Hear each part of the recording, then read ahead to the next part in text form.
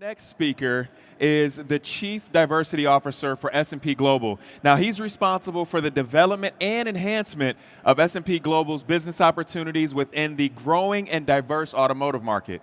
Now, he works across the S&P Global Automotive Insight organization to ensure their broad suite of products and customer solutions address the unique marketing needs of those seeking to reach the growing African American, Asian, Hispanic, women, military, LGBTQ, and mobility automotive communities.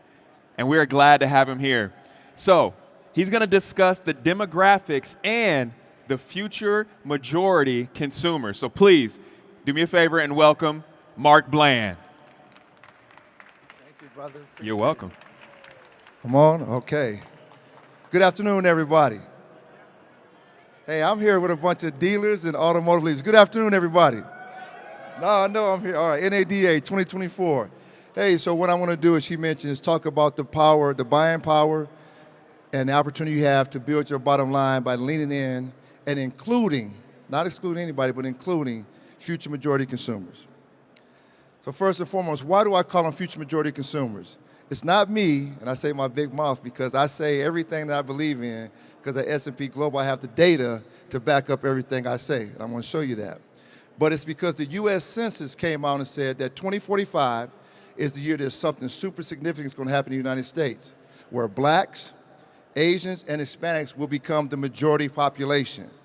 And being the leading forecasting organization in the industry at S&P, we believe they will become the leading new vehicle buyers. So that's hugely important to dealers. So therefore, there's this term we hear called sustainability that usually focuses on carbon footprint, cleaning plastics out of the oceans, which are hugely important to Mother Earth.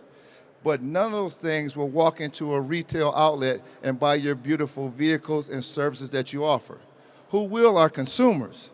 So if you want to be relevant now, in the near and long-term future, you should focus on being consumer sustainable.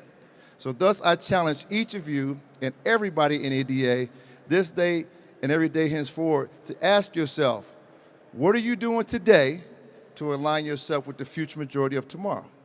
I'm going to repeat that because that's hugely important. Challenge yourself and all your staff. What are you doing today to align yourself with African Americans, Asians, Hispanics, and I'll also include a hugely powerful group called All Women to make sure you're engaged today and in the near and long-term future. So here, you won't have to wait until 2045, and that's Marc Bland's opinion, because what you have behind me are 15 markets that are already minority majority today based on our leading registration data, like LA, Miami, San Francisco, San Antonio, Texas, and others. Okay? So let's go over the market overview, because I like to stop top down and break it down. The industry, as you can see with all the black here, is up. So we're past most of the inventory shortages, chip shortage, et cetera, and everybody's doing well. So I'll start with the industry. It's up 7.3 points since this time last year. African Americans up a little less than that, but they're up. That's the key word. Hispanics are up. But that bar to the far right, Asians are way up, 20% year over year. And I'll tell you in advance, and I'll repeat this later, most of that's EV. We're going to talk a lot about that, the 5% of the market that we spend 95% talking about. Here's another slide that I'm going to support. This shows that march towards future majority leadership from a new vehicle buying perspective based on actual registrations, not sales. These are actual registrations from the local DMVs across the entire United States. This is not a sample I'm talking about. We look at actual data, which differentiates us from other competitors. We don't deal with samples, we deal with the whole, okay?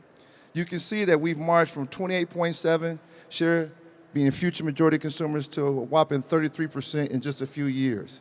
You go, hey, this is 2024, 2045 is when the census says it's going to change, that's 21 years. At about a percentage point of growth a year, you add 21 points to that 33, you're at about 54%. That definitely makes that group the majority, okay? You want to lean into that. Here, I'm going to share with you some statistics, actual facts. I want that to be important for everybody, because again, that's what S&P brings to this industry. On the far left, is the industry, which is heavy Caucasian driven. These are the top brands. These are facts, people. Toyota's number 1, Chevrolet's number 2, Ford, Honda, Kia, Hyundai, Tesla at number 7, not number 1. Nissan, Subaru, and Jeep. When you go across from left to right, you can see that African Americans, Toyota's number 1.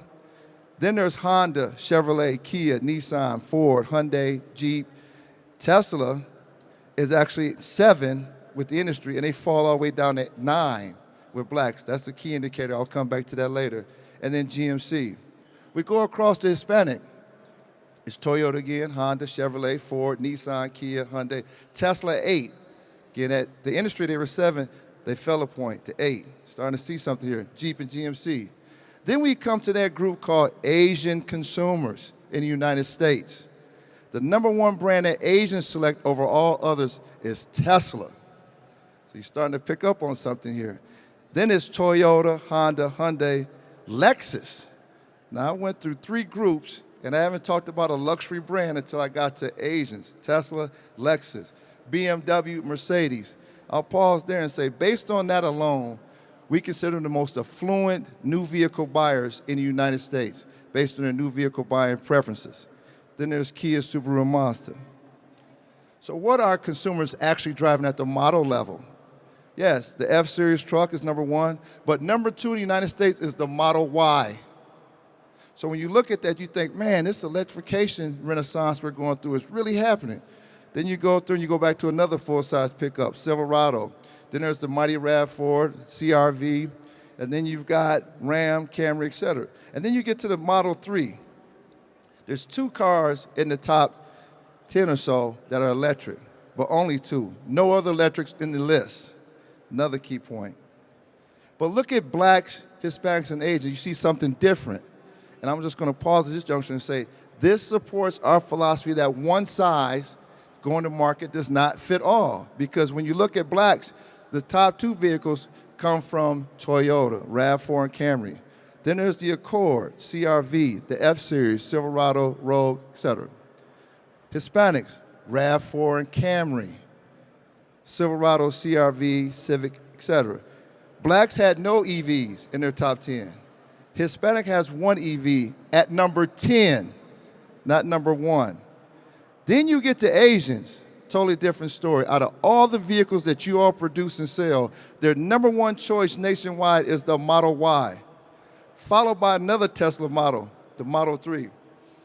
Then what you can see then is RAV4, CR-V, Camry, the RX, Accord, Corolla, CX-5, and Civic. What you also see is cars. I'm going back to all 3. When you look at blacks, there's 40% cars with blacks and Hispanics, and 50% cars. Half of the top 10 volume vehicles choices are cars. So if somebody ever tells you from this point forward that cars are dead, that is not true. Cars are key for the future majority, okay? So now let's talk about women. And I'm going to say this before I even put the slide up, and I'll repeat later. I believe 2024 and beyond, women will be the key to winning in the new vehicle industry. And I'm going to support that with some facts. Here, when you look at the top brands, it's Toyota across the board, followed by Honda, right? And then, except for Asians, it's Tesla, then Toyota and Honda. Then we'll keep going here, and you can see that from a model perspective, it's small CUVs, RAV4 and CR-V. Then it's the Model Y. Then you go back to Camry, Rogue, etc. Okay? Women are influential. I'm going to tell you why. This slide supports it. On the left, the purple, women represent, go in to your dealerships, they do the test drive, they sit down on F&I, and they put their name on the registration 42% of the time, 4 out of 10. Let's bypass the red for now and go to the gray. Hispanic women actually outperform that by a few more points, almost 44%. And even more so, Asian women, almost 46% of Asian new vehicle buying. But when you go back to the red, black women actually outmuscle their male counterparts and actually register 51% of all black new vehicle buying. So the point here, based on actual data, is you want to reach black consumers, you got to go through the hearts and minds of black women. But all women are hugely important and hugely influential, because what's not on this slide is women influence 85% of all household buys, especially that of a car, truck, SUV, CUV, okay? 85%. So now let's talk about luxury, because what I'm trying to do is give you your business case for why diversity, marketing, efforts, DEI within your dealership, your business are important. Luxury, what I've heard from so many individuals, and I'll protect the innocent, is, Mark, we're a luxury automaker. Why would we focus on Hispanics or blacks? They don't have any money. That's all I'm gonna say. When you look at this trend here, we represented 33%, the future majority. They represent 40% of all luxury deals, new vehicle deals, 40%. And what you can see at the bottom, the red is African Americans, about 7%. In the middle are Asians. They go from 8% overall industry and double that to 20%, 1 out of 5 new vehicle sales in this country from all of you. And at the top, Hispanics are 13.4, which is 40%, 39.4 to be exact. Then what you can see here is another slide that I love, because again, at S&P Global, we bring you facts, nothing but facts, and I'm good at communicating those facts. Just go to the far right, and what you can see is that group represents 13,000 new vehicle sales a month for blacks, 26,000 luxury vehicles a month for Hispanics, and 35,000 luxury new vehicles for Asians. Too much for you not to pay attention to. Here are the top luxury brands. Hey, Tesla is #1 across the board, but let's just dig into Tesla because that's important. EVs are important. Tesla has sold almost 500,000 vehicles in the first 3 quarters of 2023, which is what this data is based on, 445,000 to be exact. Nobody can tell me, and I'm not going to let you believe, that blacks are really in the EV game, because when you look at how many vehicles blacks have purchased, only 20,000 of the 445. That's about 5% or less. Then you can see Hispanics are not in that game either. They only purchased 51,000 of the 445. They represent 17% of all new vehicle, and they're not there. Whereas Asians purchase a whopping 38% of Teslas in the country, 4 out of 10. That is huge for one community. Starting to get the picture here? Who's driving this EV evolution? Here are the models for luxury. Model Y is #1, hands down, followed by its other Tesla model partner, Model 3. Then you start to get to the RX, NX, and others. We're starting to see something here, and I'm just going to challenge. I'm not political, but I'm just going to say, based on meetings I've had this week since I've been at NADA, there's been government legislation that is pushing this electrification in a short period. That's only going to benefit one automaker, Tesla. Everybody else is trying. I'll get to that more in detail. Here, what you see, though, again, the same thing, Model Y, Model 3. Model Y, Model 3 are the top models. They're dominating. But again, the numbers are a lot smaller for blacks, Asians versus Hispanic, 119,000, 30,000 for the Model Y for Hispanics, and only 11,000 for blacks. So now let's talk about hybrids. So I'm going through the powertrains now, because this is important. When you look at hybrid buying, though, Tesla dominated overall, but hybrid buying is dominated by Toyota and Honda across the board. That's important to know. When you look at the models, it's a CR-V and RAV4 fighting for dominance. Then it's the Accord and Wrangler, Highlander. Then Corolla and others. You can see the rest. When we look at blacks, it's CR-V and Accord, RAV4. CR-V, RAV4 and Accord. CR-V, RAV4 and Sienna. Toyota and Honda are dominant with hybrids. They didn't jump into the EV game like everybody else. They focused on their ICE vehicles and heavy hybrid, and they're leading with that. That's telling you something else about this EV evolution. So now let's get to the all-important conversation about EVs. And I'm wrapping up here. But I want to put to bed some false information that may have been shared by others. With S&P, we deal with only facts. This breaks down future majority consumer vehicle buying by powertrain. The far left is the industry. Repeat, blacks at the bottom, the red. I'll do them first. They represent just shy of 8% of all new vehicle. They over-index more than 8% with ICE or gasoline vehicles. So if they over-index there, they got to come short somewhere else. They fall short with hybrids by 2 points. And they're not in the EV game.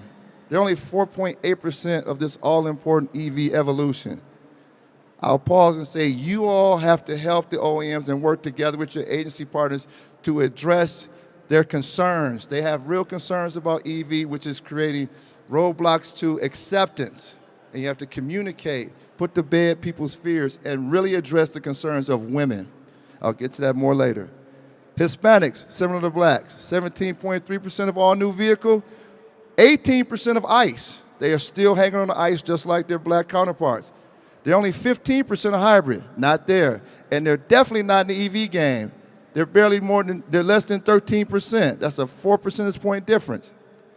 Whereas last but definitely not least, Asians, 8.4% of the marketplace, only 5.7% of ICE, time and a half with hybrids, and 300% over-index with EVs. So when you look at this and somebody says, hey, the future majority are leading the race for EV adoption, it's all Asian. So I got a challenge for you. Nobody has to answer. If you want to, go ahead. Which Asian subcultures are leading the EV renaissance in the US? Anybody, anywhere? Somebody say something, anything. Chinese, Japanese, Korean, anybody, please. Indian. All right, I like that. Anybody else? Thought? All right, we're gonna go with that, Indian. She is right, you're the big winner. It's Asian Indians are driving the EV renaissance in the United States. They have purchased 41% of all EVs in this country, 4 out of 10. They get 9 more points, they've got half of the pie. Followed by Chinese, which backed off. They were 30% last year, now they're 28%, but they're still second. Third is Vietnamese, and then Koreans, and everybody else are small percentages. That's who's running and driving the EV renaissance. Not all Asians, just Indians, Asian Indians, Chinese, Vietnamese, Korean. Then you can see here, when you look at EV, this is another fact for you, blacks purchase about 4,700 EVs a month. Very small when you think about the nation. Some of the dealers here are doing that by themselves with all their vehicles. 12,500 EVs a month for Hispanics, the total Hispanic population for the United States. But then you get to Asians, 8% of the country, they represent about 23,000, almost 24,000 EVs a month. These are facts. So here we start talking about the top brands. Again, Tesla, but I will repeat the numbers because this is hugely important for you. From an EV perspective, Tesla is sold on the left side, the industry, which is heavy Caucasian driven. 445,000 EVs in the first 3 quarters of 23. The next closest competitor is Ford Motor Company, and they've sold a mere 31,000. I think we're moving too fast, people. We're moving too fast. We didn't take everything into consideration. We have to work on that. When you look at blacks, it's Tesla. Of the 445, only 20,000. And then the next close competitor is Ford with 1,700. Some of these dealer groups sell more than 1,700 vehicles themselves, individually. Hispanics, 58,000 for Tesla and 4,500 for Ford, who's number 2. And last but not least, Asians. Of the 445, they purchased 170,000 of that 445, almost half. Then you have BMW, it's the next close competitor, which is only 5,700. I think we need to slow down. When we talk about the EV renaissance, we're talking about one brand. And we need to figure out a way to get everybody up. So here are the models. Model Y, you can see the high peak there, followed by the Model 3, and then everybody else is just trying to get into the game. The number 3 EV provider is the Chevy Bolt at a model level at 30,000 total units. Okay, these are facts. This one I love. There's a lady named Cheryl Whitworth Dressel who supports me and does a wonderful job. She put this together, and this is a clear depiction because I like visuals. This is EV buying in the United States. The green represents EV buying. So you got some up in the upper northeast, Seattle, Oregon. You've heavy in northern and Southern California. The middle of California, nothing. Then you go across, and there's some activity in Texas. Then you go further across, there's a little bit in Atlanta. You go up the coast a little bit, you go up the coast a little bit in the Carolinas, et cetera, and then it gets heavy in the New Jersey, New York area. And back where I'm from, Detroit, Michigan, go Lions, we'll be back there next year. There's a little bit between us, Chicago, and Indiana. The rest of Middle America and the rest of the United States is void. So anybody telling you that EVs are in mass adoption or acceptance is not telling you the full truth. But as S&P, we're here to bring you the facts. I'm wrapping up.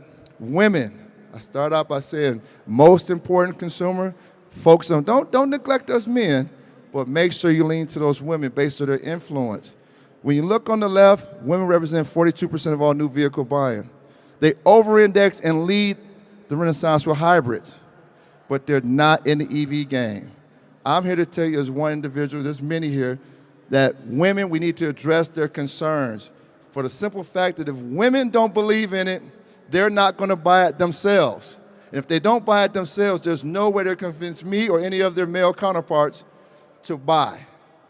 Once me, one analyst representing S&P Global, when I see the number for EV get up to about 40%, that's when I'm going to get excited about it. I think the rest of the industry should as well, because now we're looking at mass adoption for EV. Until that time, we're still working on it. We're working on it. So last but not least, that Model Y, so dominant. And that's what I love about S&P. They give us the freedom to really be true analysts and dig in and give you answers.